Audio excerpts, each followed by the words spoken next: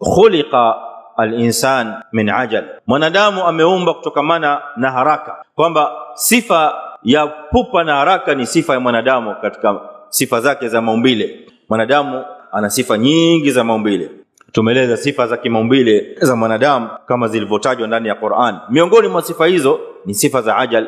Mwanadamu ameumbwa na haraka na pupa, ndivyo alivyo mwanadamu. Leo mwanadamu gani hataki kutajirika kwa haraka? Yule aliyefungua biashara leo, kesho ataka kuona faida, kesho kutwa ashapanua biashara yake, kesho nyingine baada ya mwezi tayari ana mrundo wa pesa katika akaunti, ashakuwa tajiri, ana gari lake, ana kadhaa na biashara ameanza jana. Ana pupa ya faida. Mwanadamu akiomba dua ana pupa ya kuitikiwa.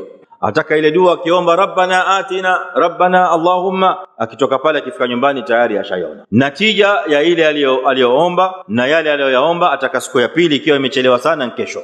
Ikichelewa kesho kutwa, mwanadamu aanza kusema mimi naona dua zangu haziitikiwi. Hivi Mwenyezi Mungu kweli uwasikie hizi dua?